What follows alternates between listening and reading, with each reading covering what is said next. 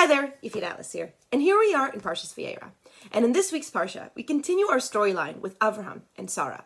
And it actually says that this week's Parsha is the Parsha in which we see that the main character trait that Avraham exemplifies and did perfectly was kindness, chesed. Now, let's look at some of the events in this week's Parsha and see how that comes through. Well, we have the event in which Ishmael and Hagar get sent out because they're no longer a good influence on the household. Okay. And then we also have the event in which Yitzchak is going to get sacrificed. And at the last moment, God says, no, I don't want you to do this. But he's really about to kill his son that he's waited 100 years for. Now, I don't know the Webster's Dictionary definition of kindliness, but I don't think those two events fall into it. So how from this Parsha do we see that Avraham exemplified chesed, exemplified kindliness? Now, there's one other big event that happens in this week's Parsha where we can see this, which is the destruction of Sodom. Now, God tells Abraham that he's going to destroy the cities of Sodom and Gomorrah. And now these are the cities in which Lot lives. And that's why he notifies Abraham.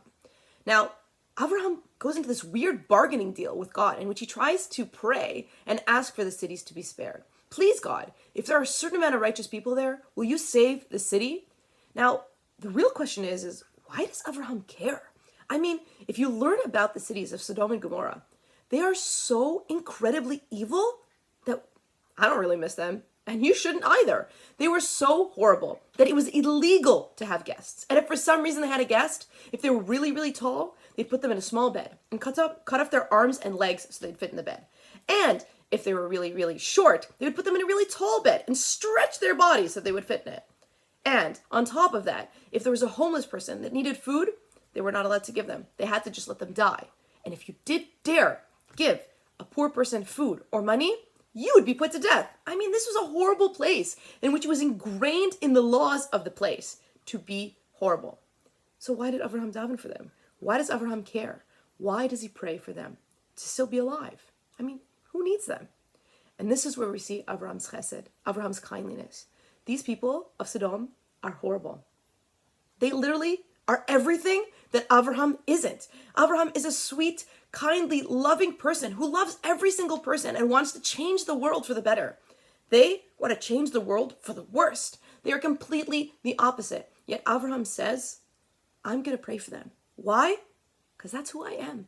I'm the person that prays for people. I'm the person that wants to make the world a better place.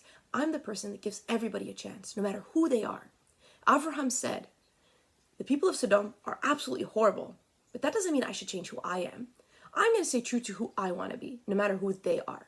And this is something that we can really learn from, because there's so many interactions in our own life in which we feel like we're pushed to the limit.